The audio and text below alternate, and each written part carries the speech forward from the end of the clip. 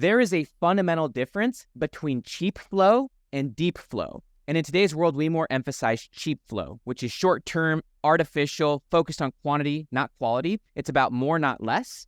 And it's about ultimately being busy, but not productive. My name is Dr. Benjamin Hardy. I'm an organizational psychologist. Please like this video. Please subscribe.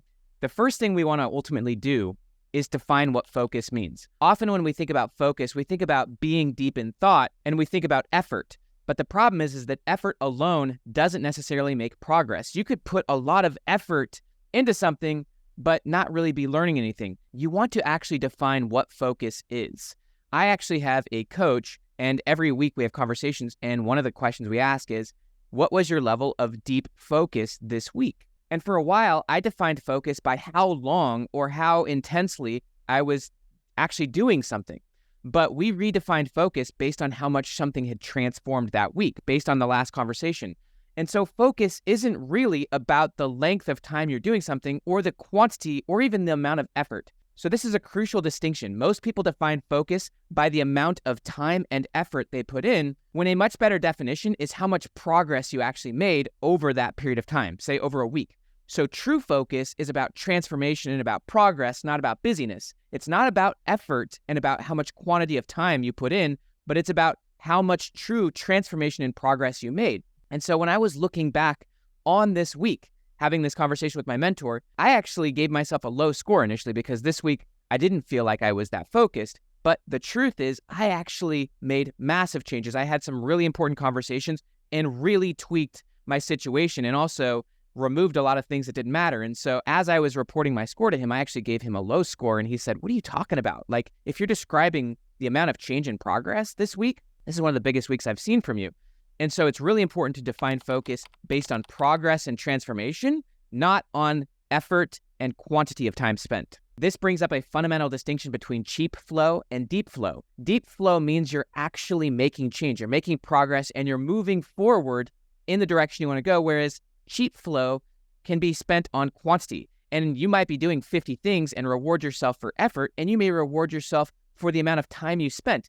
But there's a massive difference between time spent and progress. And so the first step of having extreme focus is actually defining focus in a way that's going to move your life forward rather than keeping you on the hamster wheel. Step number 2 of having extreme focus on command, and this fits with number 1, is focus on quality, not quantity. If you're focused on quantity, then you're likely focused on time, effort, energy, and doing more and more and more. Whereas if you're focused on quality, then you're actually thinking about a transformation. You're thinking about what you're ultimately striving to become. This highlights a difference between how Microsoft operates and how Apple operates. Microsoft, for a long time, was heavily focused on competing against Apple. Microsoft was trying to create a better iPod than Apple, and they created what was called the Zune. But then shortly thereafter, Apple created the iPhone, which completely rendered iPods and Zunes and all of those types of things irrelevant because they went for quality, and quality means a transformation has occurred. Rather than trying to crawl faster, they shifted from crawling to walking, and walking is a totally different space. If you want to have deep flow, that means you're actually doing deep work and you're experiencing deep transformation and you're solving much bigger problems. You're solving problems you ultimately want to solve rather than reacting and competing with other people. This brings us to the third way that you can have extreme focus on command, and that's focusing on much bigger fish. In the book, Catching the Big Fish, David Lynch talks about how our consciousness and our creativity are like the ocean.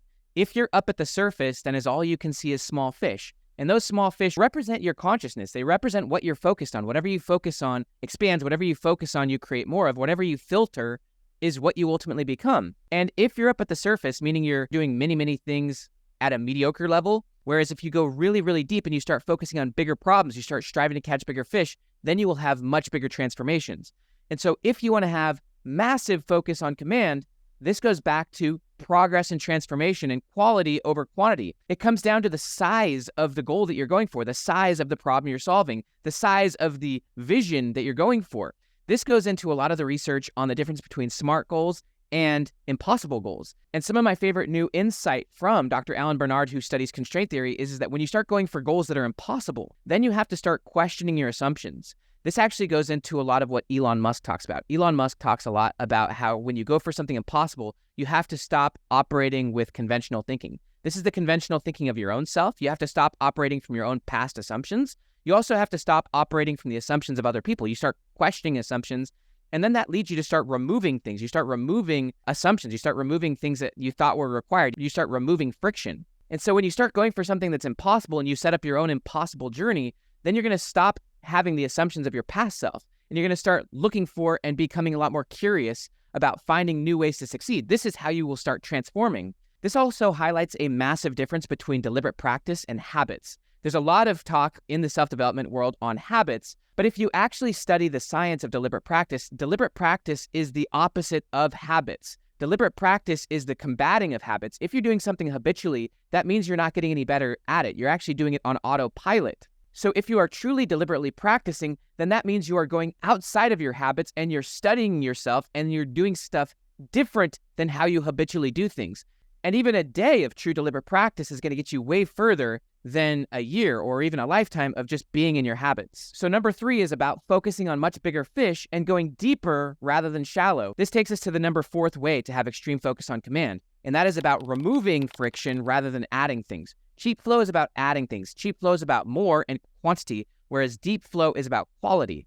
The first step before you add more is actually to start removing things. You want to remove all sorts of friction. That friction is both internal and external. And that internal friction is anything that's stopping you from going really, really deep on what you want. One of the most important ways to remove internal friction is to start being a lot more honest with yourself. One of my favorite quotes is, "All progress starts by telling the truth." There's another really important quote from Robert Brault. He said, "We're kept from our goal, not by obstacles, but by a clear path to lesser goals." So there is all sorts of friction in your life by pursuing way too many things. And so you've got to remove those things. I love the book, The One Thing, where Gary Keller says, focus on doing fewer things for great effect rather than doing many things with side effects. Often you're trying to do too many things. And the reason you're trying to do too many things is because you're competing with others or you're not questioning assumptions. You're doing what you think other people are doing or what you think must be done. This, for example, is posting on every social media platform rather than focusing on one or two. You also want to remove external pressure. This could be the demands or requirements that are placed upon you. This takes a lot of courage to renegotiate your situation or even to remove many of the goals or things you're pursuing that are keeping you broad and not focused. The 5th and final way to create extreme focus on command is to be measured rather than unmeasured. Cheap flow means you're not really measured. You're just doing a lot of things, but you're not actually measuring your progress. You're not removing the stuff that doesn't matter. Whereas if you want deep flow, you are actually measuring your progress. One of my favorite economic laws is the idea of Pearson's law, which is that which is measured improves. That which is measured and reported improves exponentially. But this goes to the very point of the first one, which is how are you defining focus? What you measure, you manage. And so you want to measure meaningful progress in the few things that matter to you. And so one of the things that's helped me increase my focus massively and helped my team increase our focus is measuring and reporting key metrics every single week and just seeing our progress, seeing how we're making progress. It's not about time and effort. It's about genuine progress. And that progress must be measured and reported. And so if you're measuring and reporting key progress regularly, and then you're making adjustments based on the progress you're making, that's what deliberate practice is. So cheap flow is unmeasured. It's about doing 100 things, but ultimately being undiscerning about which ones matter. Whereas deep flow is about focused on the few things that do matter, catching much bigger fish, focusing on quality, not quantity, focusing on progress and transformation rather than focused on effort and time. And you can do that by genuinely measuring the few things that matter. As you measure your progress every single week and then make new plans each week to make truly meaningful progress, and as you strip more and more away, more internal friction, more external friction, as you remove lesser goals, meaning as you remove things that you thought were important, things that you thought you should do, and removing more and more things, then you will make massive progress. This gets to the final point I want to make, which is the concept of commitment. Commitment and focus go heavily together, and you can know what you're committed to largely by what you say no to. One of the things that Steve Jobs said when talking about Apple is he said that he was just as proud of the things that they've said no to as the things that they've said yes to. And so if you want to have more focus, thus if you want to make more progress towards your future self, then you want to start saying no to more things, removing more friction, internal and external. Remove those lesser goals, remove even amazing things that you thought you should do. But if you said no to those things, you'd have more skin in the game on what you ultimately want. This is how you live a life of focus. Focus is about transformation. It's about deep work, not shallow work. It's about doing a few things extremely well, not doing many things in an unmeasured way. It's about being measured and deliberate practice, about getting better every week, about doing less but better every single week and focusing on massive transformation rather than just habitually doing more and more and more. Please like this video, please subscribe, and if you haven't done it yet, please grab 10X is Easier Than 2X, my third book with Dan Sullivan, as well as Be Your Future Self Now. Have an amazing day. See ya.